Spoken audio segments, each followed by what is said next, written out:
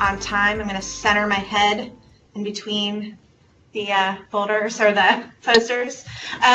So there are a bunch of people on here, a lot of people that I've never met before. So I just wanted to introduce myself. I am Dana, I'm your coordinator. And Allison cannot be here with us today. She's out sick, unfortunately. But you will always have either myself or Allison. A lot of times you'll have us both because we plan to do them together. And I just want to kind of put it out there that the whole point of this is to be fun. We're going to make it as unpretentious as we can. We'll probably make some jokes. We'll probably spit some wine out on accident and do things that are goofy and weird because that's who we are as people. And we want that to kind of shine through. We want you guys to just take it easy and taste wine with us and learn and ask all the questions that you need to ask. And that is that. So this will be our normal format. So on call 1, which is today and the first day of the tasting event, we will always have a tasting, and you guys have the syllabus. And like I mentioned a minute ago to Trip, those of you who have just joined here, but the wines that we're going to be tasting for the tasting portion will always be listed in that right-hand column, like right across from what the required reading is. Okay. All right. So this being our first one, there are going to be some technical difficulties. We might always run into some technical difficulties. This is the first time we have ever done this. So I hope you all have your book. We have some great posters, and if you guys, I'm seeing some like notes that people are out of stock on something or whatever, like it's all good. Just pull a Pinot Noir that you have on your shelf that's from the Willamette Valley in the $20 to $30 price range. No problem. Cool. So back to how this is going to flow.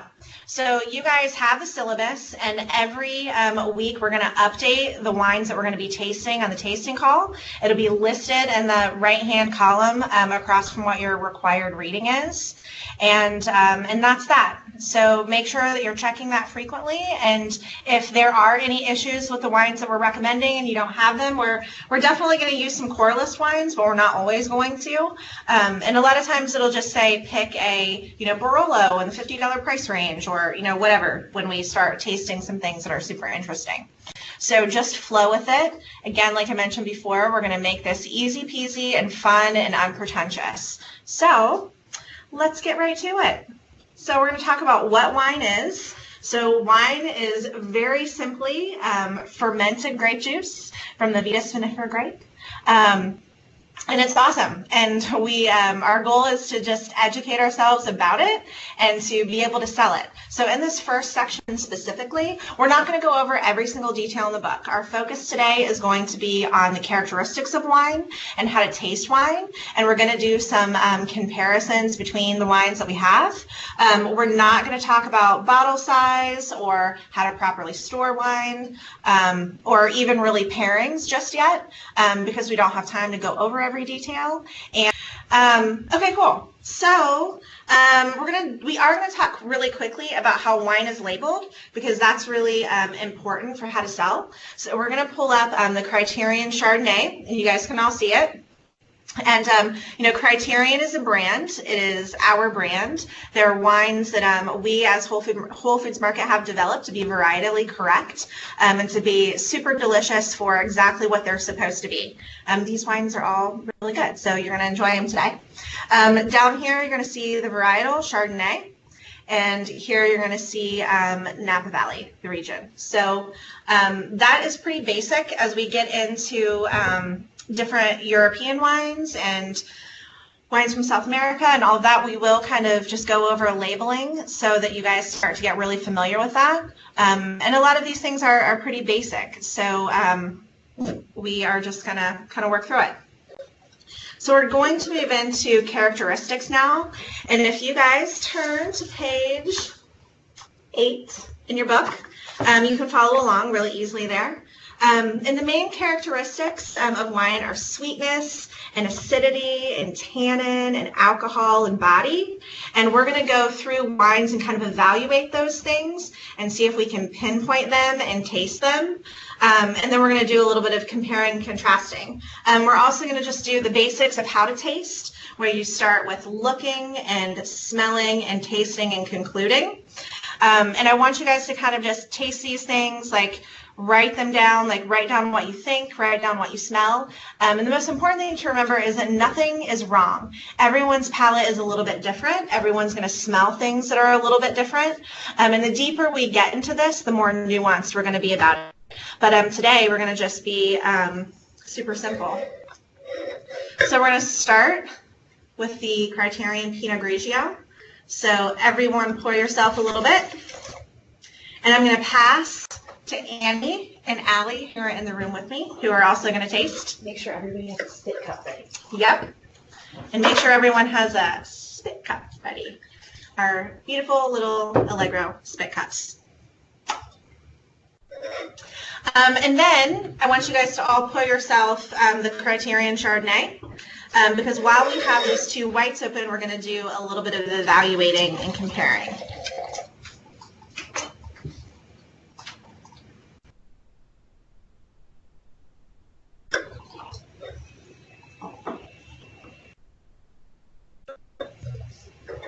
All right, so hopefully everyone has poured, and we're going to start off by just kind of evaluating the color and taking a look. So when you guys have the Pinot Grigio, you're going to just kind of tilt that off to the side, make sure you have some light. You can hold it up to a piece of white paper if you would like, and you're just kind of getting the feel and like, what does the color? And when you have that Chardonnay right beside it, it's really easy to see very distinct differences there. So whenever I taste, I like to kind of do this contrasting little situation so that you can kind of help identify. But when you're looking at the Pinot Grigio, it's definitely a very light golden color, a little bit, pale and straw, a little bit watery around the edge. You guys seeing that? Looking good? And then if you look at the Chardonnay in comparison, the Chardonnay is going to be golden, definitely darker in color.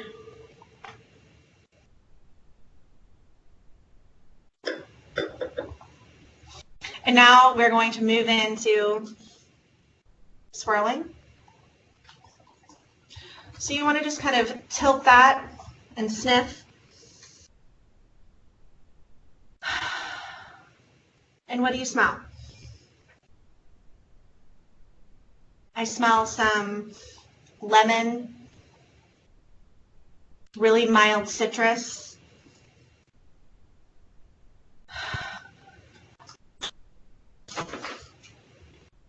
And then you take that Chardonnay, give it a little twist, put your nose down in there. Definitely smell some richness, a little bit of butter, a little bit of vanilla, a little bit toasty. And then if you go back and forth between the two, the differences in the wines really show up. And this is where you can start taking some notes and just kind of identifying what are you smelling, what are you seeing, and kind of commit these things to memory. So now we're going to go back to the Pinot Grigio, and we're going to taste. So when you guys taste, you want to take a sip and hold it in your mouth and take in a little bit of air, let it roll all over your tongue so that you can get all of the flavors.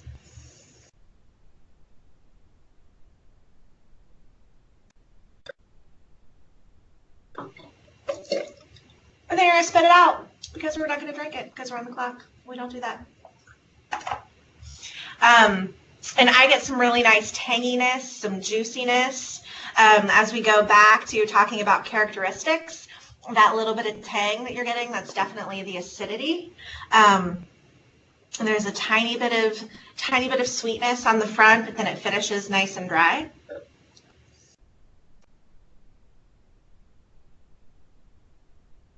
And that kind of rolls into what I conclude. So that is the basic process of how to go through and taste. And we can talk a little bit more now about the characteristics. Let's taste that Chardonnay though real quick, so we can taste the differences.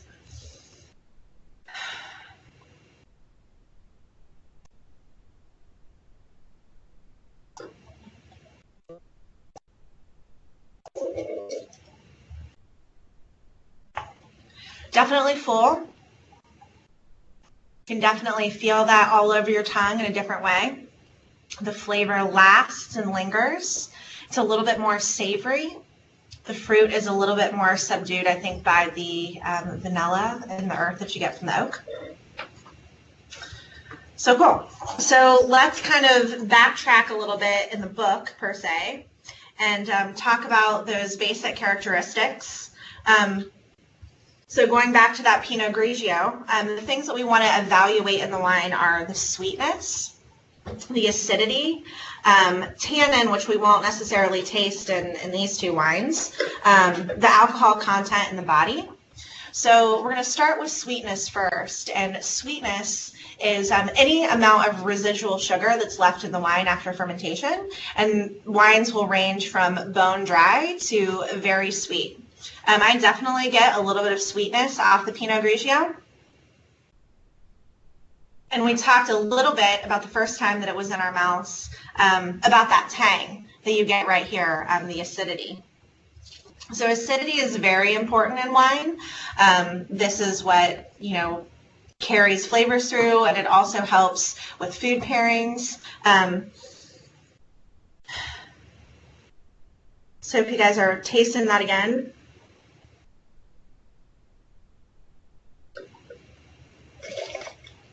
Thinking about sugar and acidity.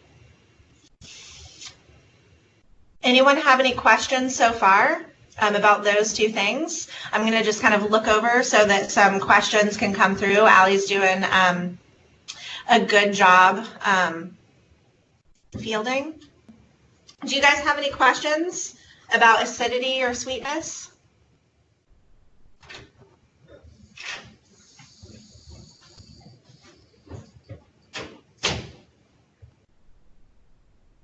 All right, no questions coming through. Let's move on to alcohol, since we're not going to taste tannin in here. So these wines, in my opinion, are pretty balanced. And when you're looking to identify alcohol, it's really easy to smell, and it's also really easy to taste. So on the very back of your throat, if you feel any sort of burning sensation, that is where you're going to start to identify the levels of alcohol in the wine. This Pinot Grigio is pretty balanced, and I don't get that hot feeling, and I would assume that the alcohol is pretty low.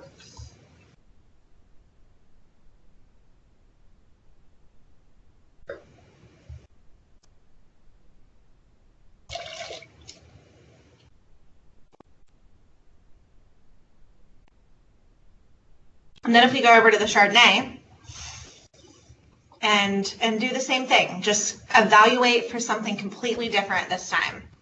We're past the sweetness and the acidity.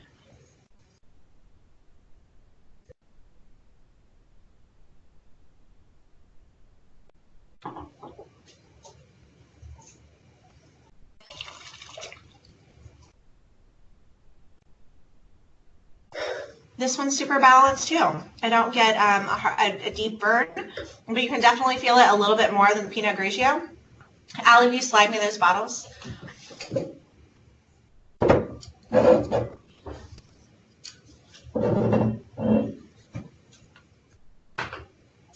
And as you can tell, again, both very balanced, but the Pinot Grigio is slightly lower in alcohol than the Chardonnay. We have a 12.5 and a 13.5.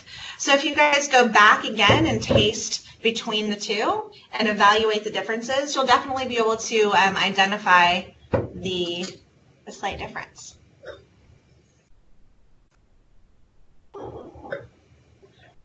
It's a little stronger with the Chardonnay. Absolutely, Andrew. The burn is a little stronger with the Chardonnay than the Pinot Grigio. Any questions about how to identify alcohol so far with these two?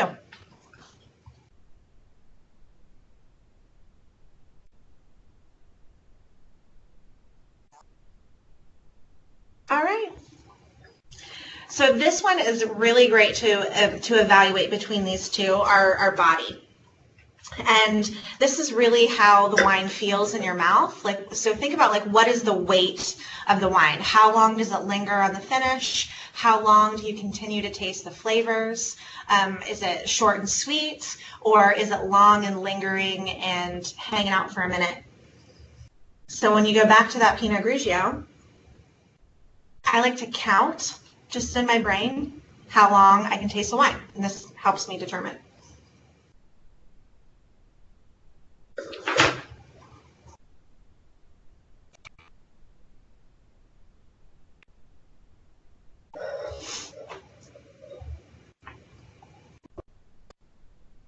So the weight of the wine for me is pretty short.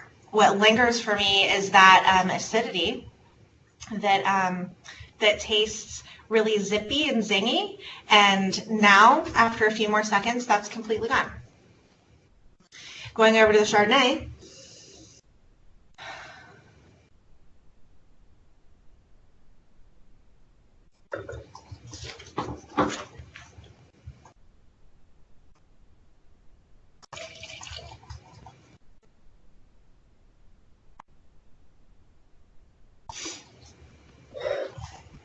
that one's still going, that one's still there. I'm definitely hanging out a little bit longer.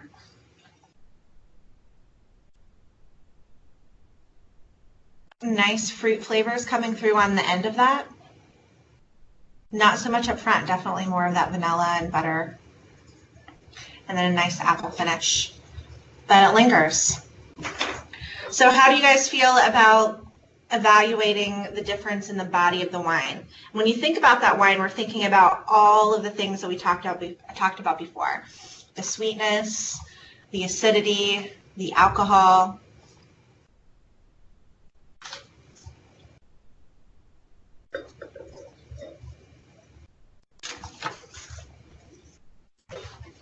You guys ready to move on to some red? All right, I got a question. The book mentions that the buttery flavor is caused by certain bacteria. Yeah, so we didn't talk about that a lot, but we will definitely talk about it more as we get into wine styles. This is definitely not a fundamental thing, but that buttery flavor comes from malolactic acid. All right, so we are going to go into some reds. You have another question? Oh, another question. Can you explain the counting for alcohol content again? Yeah. So after I spit it out, I just kind of count in my head a few seconds to see how long I can taste the flavors of the wine.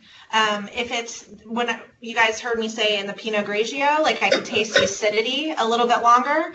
So the fruit kind of finished for me sooner, and then that acidity was still lingering. So that's just something that I do to kind of evaluate, or that's something that I did when I was learning how to evaluate the body of a wine and how long it hangs around in your mouth. Hope that helps. All right, so we're going to go on to red, and we're going to do the same exact process with red. So all of these things will be evaluated in the same way, just with, a different type. And we're going to talk a little bit about tannin this time. So give yourself a little bit of that Pinot Noir. Pass around. And then give yourself a little bit of Cab. I think most of you guys are drinking the Cloud Vale from Oregon. We have PA drinking Willamette Valley Vineyards. All right, sorry. Again, bear with us on the technical issues. It's our first time. We're going to get it right, and you guys are going to learn to use it. I know a lot of you are using Skype for the very first time. So we're all in it together. We're all in it together. There's the Cab. So I definitely picked correless wines today, assuming that everyone, would have them. So we have Cloud Vale Pinot Noir or Willamette Valley Vineyards Pinot Noir. There are a couple differences out there. I'm seeing them pop through. And then we have the Rutherford Cab. So we're going to do the same thing where we evaluate the color. And you can see in the Pinot that it's a really pale strawberry looking color. And then with the Cab, you have something really deep and rich, more of a dark garnet.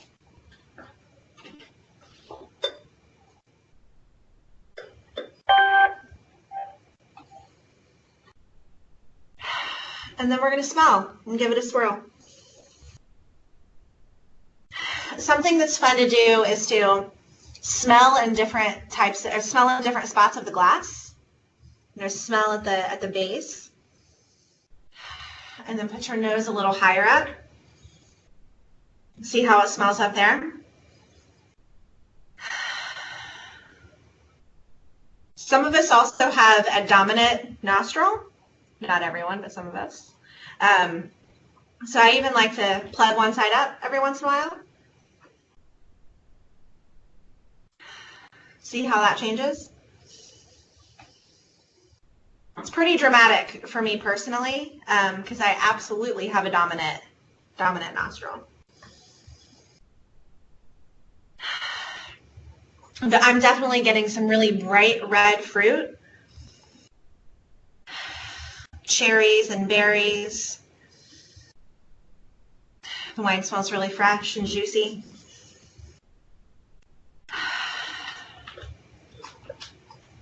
And then as we look over at the Cab,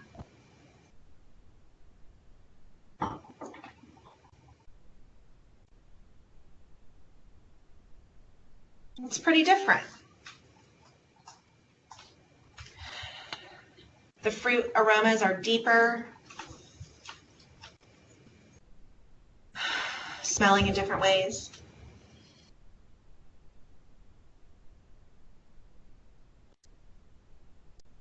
Also getting some savoriness, a little bit of earth. Definitely a little bit of vanilla coming out from the wood.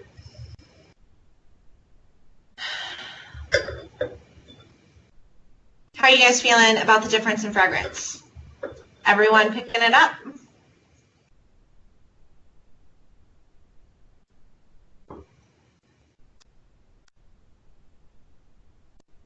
All right, Allie's communicating to everyone, telling everybody what to do. And Allie's the amazing one. She's helped me so much today. All right, so let's get into the tasting so that we can start to evaluate some of the characteristics.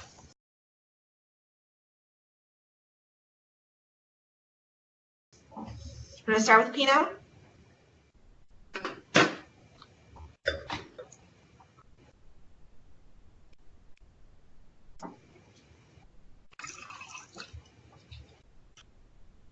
Shannon from Newport News says she's getting a little oak from Cabernet. Awesome. Cool. So as you guys are letting that kind of roll all over the palate, we're looking for sweetness. We're looking for acidity. Here we're also looking for tannin. Tannin you will find in red wines. It comes from the seeds and the skins of the grapes. And tannin is that kind of grippy feeling that you get on your tongue.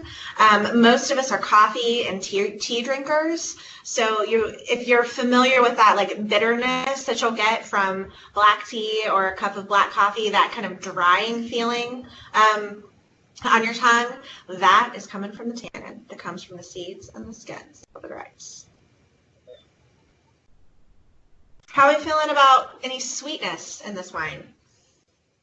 This wine is pretty dry, or at least the one I'm tasting is. But I'm definitely getting a lot of fruit and some really beautiful acidity.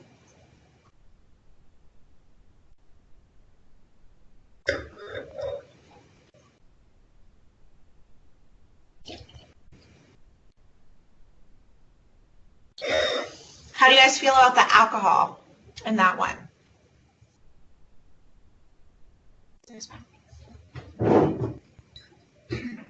I know you all are getting tasting notes. I'm hearing from Shannon. I'm not hearing from anybody else. We're giving you all a pass this time on not engaging.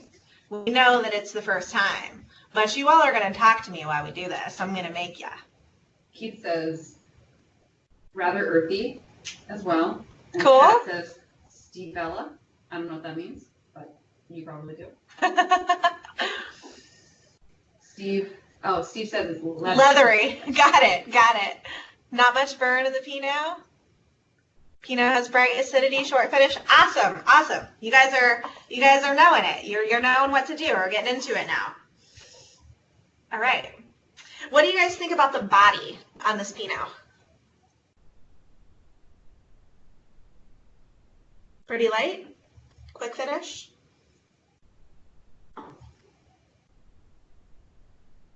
Awesome, Shannon.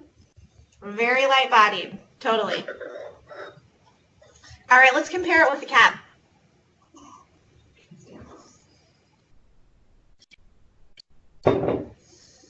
Gosh, now that cab has been open for a second in the glass for a minute, smells a little different to me than it did a minute ago.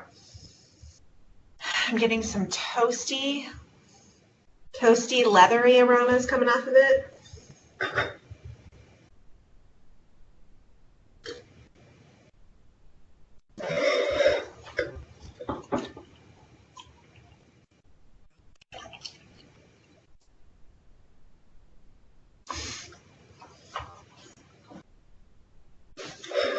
So that one really hangs around, huh? So what's really interesting to me about grapes in general is how vast they are and how many of them there are. There are thousands of grape varieties. Something that's super easy to identify with these specifically, with that body and with that tannin, is that the skins of the Cabernet Sauvignon grape are much thicker than that of Pinot Noir. And that really contributes to that tannin structure. Cabernet is also typically aged for a lot longer in wood. So you'll also get additional tannin from that. What are you all tasting here? A lot of wood, a lot of tobacco. Ooh, letting the cab aerate made it smoother? Yeah, sure did. It's got a lot of that new car smell. A lot of that new car smell. Allie and I just spent the last couple of days in southern Ohio and Kentucky and a new car. It smelled kind of like this cab. It would have been much better if it were the cab than that car, though. Just saying.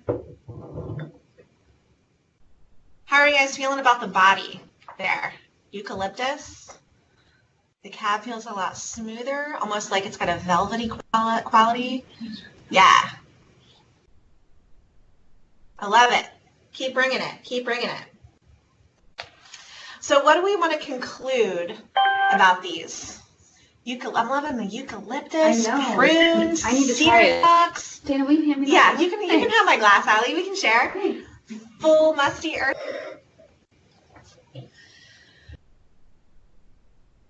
A little bit chewy. Chewy texture. Yes. Yeah, it's definitely chewy. Definitely got some grip on the teeth there.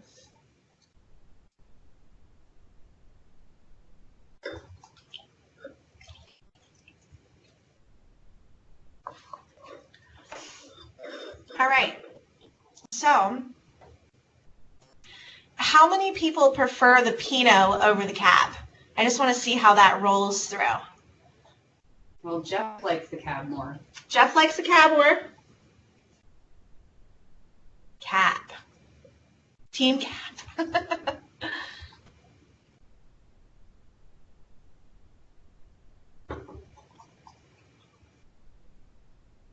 All right, there's a couple Pinots rolling through. All right. Apples and oranges. They are totally apples and oranges. However, we all have preference. And understanding, so personally, guys, I hate Cab. I don't like it one bit. Because, let me show you a cool picture from the book. I'm a super taster. I have a whole bunch of taste buds. But I am too, and I love cabs. I am definitely a Pinot drinker because I love that acidity. I love that kind of like sexy, light-bodied, cherry, strawberry, juicy fruit. And Cabs totally overwhelms my palate. I love when Cabernet is blended into another wine. But to drink it on its own, I can't even get into it. I can drink about an ounce of it, and I'm like, I can't taste anything else. But it's so important to know and understand the differences in the grape varieties so that you can help a customer pick out what they would like. If someone tried to sell me a Cab and I was telling them, what I liked, and they're like, oh, here's this. If I'm like, I like fresh wines with bright acidity and juicy fruit, and they handed me a bottle of Cab, I wouldn't buy it and I'd walk away. And there I would go. But if someone handed me a bottle of Pinot or a bottle of Tempranillo, I would be super into it, and I would probably buy two. So knowing what you like, but also knowing what a wine should be and what makes it varietally correct, which is also why we chose the majority of the wines from the Criterion line. It builds out your understanding of how to best serve a customer. Smelling plenty of yeast, open for about 5 minutes, 1 Cab, 1 Pinot. Do you guys have the same notes from a rosé made with those specific grapes? So that's an interesting question to bring up because we're going to talk about rosé next time. But rosé is absolutely going to have some of the characteristics of its original varietal. But because there's a lot less skin contact, like if you're drinking a rosé of Cab or say a rosé of Malbec, because there's a lot of rosé of Malbec out in the world right now, you're not going to get that full extraction of flavor that you would get from a straight up Cab, but you will absolutely get some of those undertones. So maybe next week or in 2 weeks from now when we taste rosés, we'll put a rosé of Malbec on there, and we'll also open a bottle of Malbec so that you guys can kind of see how those flavors carry through a little bit, but how it changes. I think that would be really cool. Hope y'all like that idea. Pinot on its own, Cab with steak. Cab totally with steak. So we're going to talk just a little bit about pairing right now, not a ton, but Joey brought it up, Cab with steak. And I just wanted to kind of talk a little bit about how alcohol and tannin actually affect food. And that's exactly what you would want, with a steak, is something heavy so that tannin can kind of cut through the fat and cleanse the palate so that you can really get the best of the meat and the wine. So when we talk about pairing, we have a little bit more time than I thought we would. So we will talk about pairing just a little bit. You always want to kind of look at contrasting flavors and also complementary flavors. Cab with cloth-bound cheddar. Cab with cloth-bound cheddar. You could totally do that. Fat and acid work really well together, as well as fat and tannin. So you have to really discern and decide what you like and what complements you.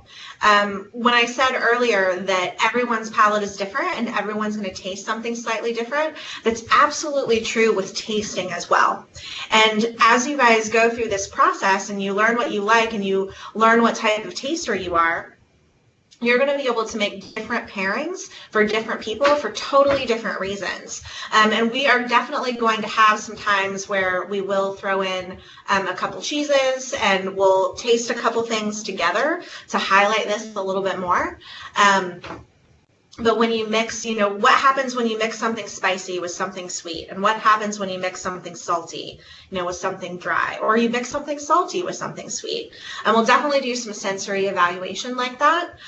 It'll be a little bit more when we get into very, specific varietals and away from styles a little bit. So do you guys have any basic pairing questions that you would like to ask?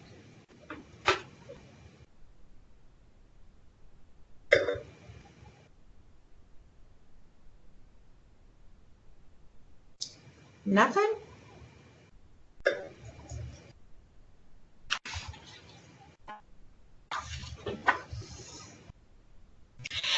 feel about red wines with fish? Yeah, don't be shy. I drink Pinot Noir with salmon all the time. I also drink Pinot Noir with halibut. I think that it's totally fine. I mean, fish is definitely much lighter on the palate, but if you're having a heavy, oily fish, like salmon or mackerel, or even something that's kind of bloody, like tuna, if you're having it rare, that definitely would go well with a red wine, especially a light-bodied red wine or a very fruit-forward red wine. And Mandy is exactly right. It really also depends on how something is seasoned. She's exactly right. How you season things really plays an important role in how you're going to pair it with something. Like if you're going to use spicy flavors, I would go with something a little bit sweet to kind of counterbalance that. I think someone wrote something about sushi. There you go. What would I pair with sushi? So it depends on what type of fish I'm having in the sushi, and if I'm having spicy sushi. I personally drink sake with sushi, but I also love Riesling with sushi. Pinot Gris is also great. This Criterion Pinot Grigio would be great with sushi. What other questions are pouring through? Best with brie? So you can go a couple different ways with brie. I typically like something with high acid to cut through the fat. I also like some bubbles to kind of wash away all that fat. So Riesling, again, would be really great, especially something Alsatian that's bone dry, that has really awesome acidity. Champagne is fantastic. But then you can also go with like and like, and you could have a buttery, delicious triple creme brie with this super buttery, rich Chardonnay, and you're going to get a different experience, but it could absolutely be pleasant. So this is where you guys get to be creative and try lots of new things and be able to kind of speak to both sides of the pairing spectrum, like I just did. The more you taste and the more you try and practice, the more you're going to learn. And that is the point of this exactly. I hope that after tasting these wines today and considering some of the things that we just talked about, the wood pair, I hope you guys take these open bottles back to your team and out to your customers, and you can taste them with them and offer some different pairings. I definitely encourage you all to grab some cheeses and some charcuterie and just kind of have at it while you have everything open. All right, there's lots of stuff coming in. I'm seeing desserts. I'm seeing Italian wine. Ports go great with blue cheese. So Gruner and sushi. Yeah, the question was, what would you pair with blue cheese? Yeah. And Trip is saying port and Sauterne with blue. And yeah. Sherry, someone said, oh, it's Mike. Of course it's Mike. Of course Mike says Oloroso Sherry. He's after my heart. And it's so good with blue cheese. Absolutely. Shannon says, what types of blue cheese? Yes, ports and stinky cheese, tawny port. I agree with that tawny port over there, something a little toasty and nutty. We're definitely going to taste some different types of sherry and port as we get farther along in our process. And we'll definitely throw in some blue cheeses for you all. Someone up there said sherry and sauternes, and that, or I mean blue cheese and sauternes, and that is a classic. And as you guys do this, you'll also learn what is classic and what is super, revolutionary and new and innovative. So I challenge you guys to really ask yourself, like, what do you think might taste good? And try it. It might taste terrible and you might spit it out, but you know what? Just spit it out. It doesn't matter. Can I plug spit a book? It out. Yes, Allie's going to plug a book. I don't have it with me, but one of the first books that I ever read about wine that got me into the idea of rules and tasting was called Red Wine with Fish. And it's kind of about like taking the classic rules and just throwing them out the window and figuring out what your palate likes. It's a really awesome book. I really recommend it. You see that question? Yes. So I'm seeing red meat on the grill. Well, let's go back to that cap, right? So we definitely smell smoky, toasty wood. And I think that this cab would go awesome with a char-grilled burger. I think that, again, that's one of those things where you can pair opposites or you can pair similarities. And either way you do it, you're going to find something desirable that really is going to be an enjoyable experience. So kind of earlier how I said I don't like cab at all and never drink it, and I love Pinot and I drink it all the time. I'm probably not going to change the food that I eat too much unless I'm making something really specific. Usually something, international that I want to pair with a wine from a very specific region. But you can basically drink wine, the wines that you like, and make them work with whatever you're eating just by making a couple tweaks in the seasoning, a couple tweaks in the preparation method, because you can get a beautiful pairing with opposites as well as similarities.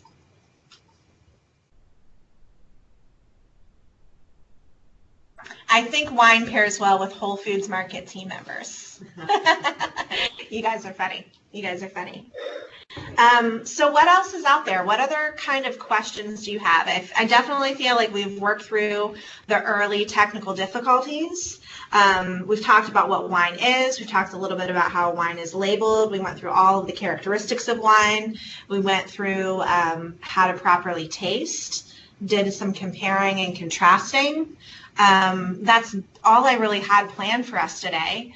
So we can take the next few minutes and, keep asking questions and having conversation, or we can end it and we can move on and get 10 minutes back in our day. I will definitely, what about recent reports regarding arsenic in wine?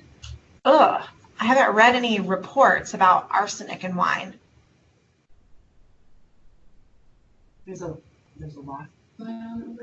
Oh, thank you for having this class. It's a lot of fun. You're welcome, Maureen. So still wasn't able to find the tasting list on the syllabus. So we can send that out to you again, Travis. You're welcome. I don't think I'm brilliant, but I think I'm fun, and I will take fun over brilliant any day. But yes, Alton, like Allie says, we'll look into it and see what's up with the arsenic. Yes, you should be recording this as spoilage for sampling, because we're sampling it and we're going to give it to other team members and customers to sample as well.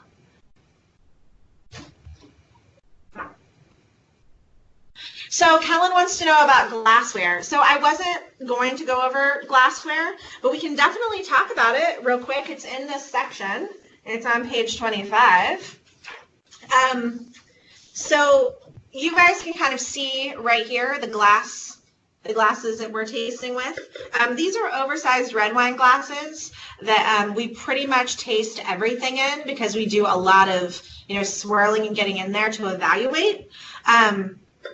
There's definitely different types of glassware that accentuate different flavors in the wine. Annie, hand me your glass. So Annie has this bowl-shaped glass, which is called an aroma collector, and this is really good for lighter-bodied wines like Pinot Noir. It's really good for rosé. Allie has another glass over here. Okay, let me get these corks out of here. So this one is a little bit smaller and shorter, and this is considered a white wine glass. But I still drink all my white wine out of this glass, just because I like it better. And then there's definitely multiple types of flute and tulip glass and coupe glasses that are made for sparkling wine.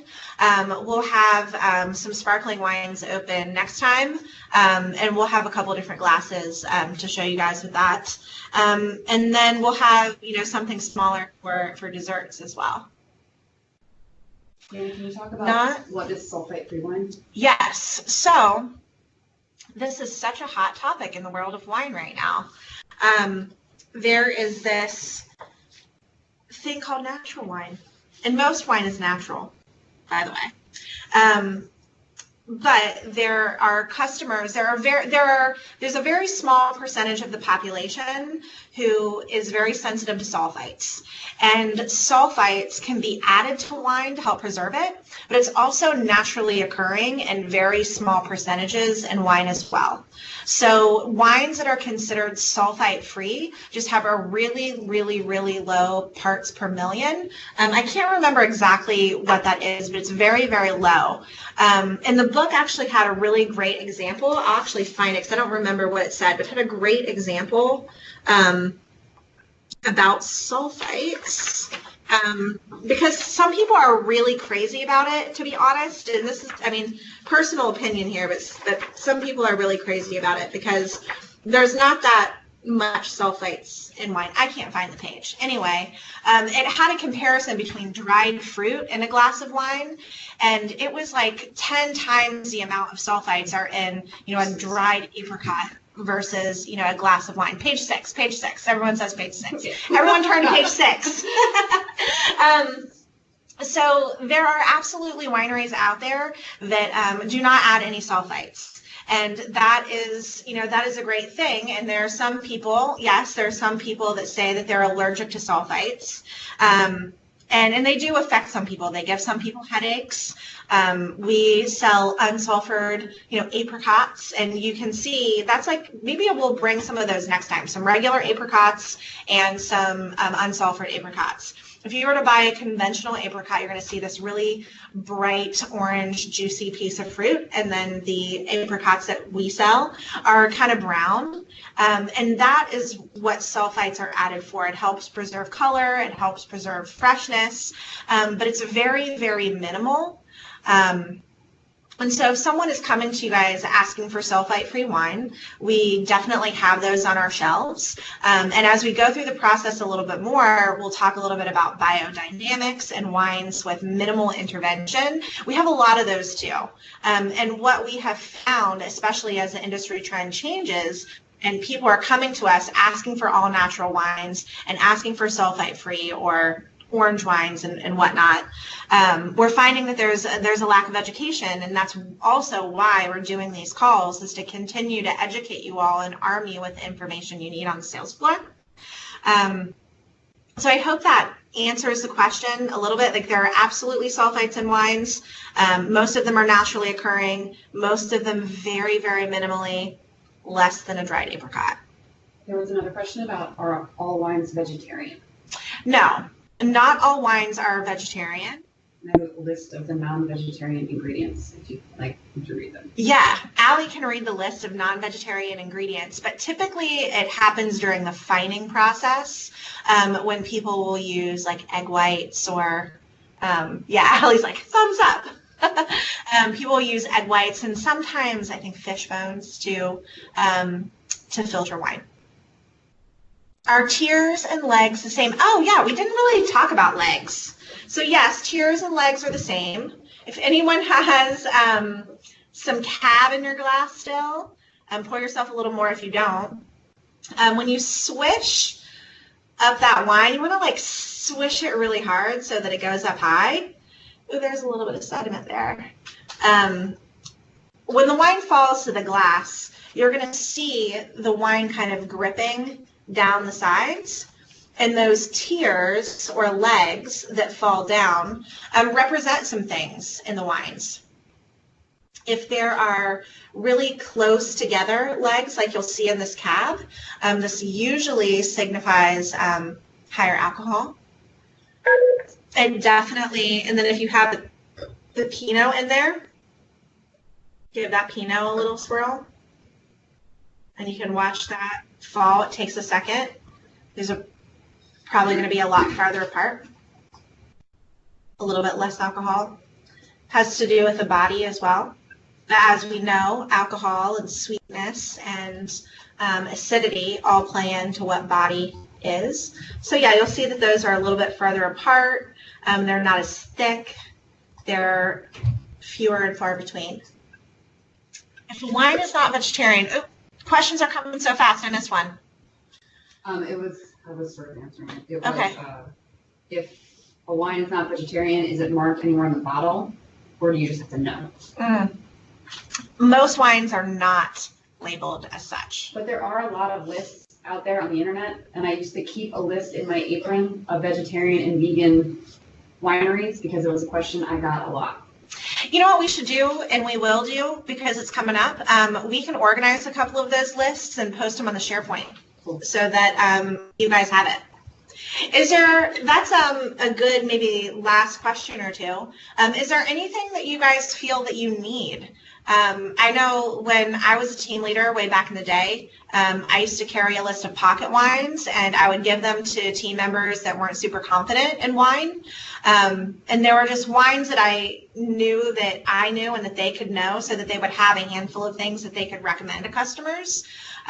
So are you guys interested in things like that?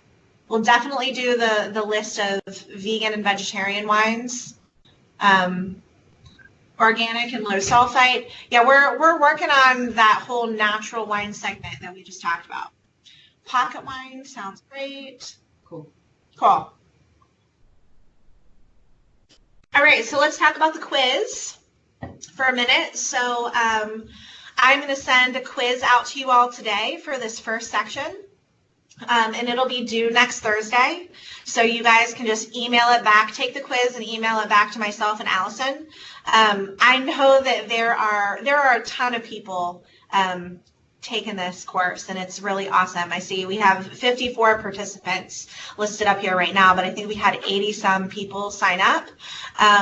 So I'm not positive yet how we're going to get through 84 quizzes. I know there is one store that has 15 team members from other departments, and maybe they can work out sending those quizzes to the point person in their store on the specialty team. But we'll send out the quiz, and you guys can take that and send that back, and we should have those all graded by the time we have the next tasting call, if there are any questions about that. All right, we have one more minute to go, and in Whole Foods Market and definitely specialty team fashion, we're just going to take a second for appreciations. So I just want to appreciate Allie, who helped me get ready today. She put up these cool posters behind me, and she put my computer on top of our wine glass box and made this spot all awesome for me. And I really appreciated you helping me today. Thank you so much. And Allison, if you're on there, I highly doubt it because I know you're sick, but if you're out there in the world, That's Old Town. oh my God, Old Town. Look at Old Town. Look at Old Town. Hold up a little more, yeah. Look at all these people in Old Town. I'm so honored to have you all. That's so awesome. So if Allison is on here at all, I want to appreciate Allison too for writing the first quiz that you guys are about to get, and ordering the posters and just helping with the organization and sharing the communication with me and being my partner and grading all these quizzes that are going to come flying in. No, we do not have a call next week. Next week is quiz week. So the quiz will come out today, and you guys will get your hour sometime on the clock next week to do the quiz. So no class next week, or no calls next week. Calls are bi-weekly, and quizzes are bi-weekly. You're welcome. We're happy to do it. We're really excited. Thank you, Jacob. Thank you, Shannon. I think I missed a few up there, so all the you're welcomes and thank yous for the nice words. I'm so glad it's fun. It's so good to take a little break and get back to products. I think we're in a time where we're grinding, right? And you guys are working really hard, and you're busting through OTS, and you're slinging wine on the floor, and you're taking all these trainings, and we can get away from why we do this. And the reason that we do this is because we love these products, and we got to take a moment to come back to it. So we're glad to do it. We're glad to do it. Yes, we are absolutely recording it. Allie recorded it, and we're going to edit it if we messed up anything, and we're going to figure out how to post them on the SharePoint. If we can't figure out how to post them on the SharePoint because we've had trouble with that in the past, we will post them on our YouTube channel because we have one of those. Any other final questions or appreciations?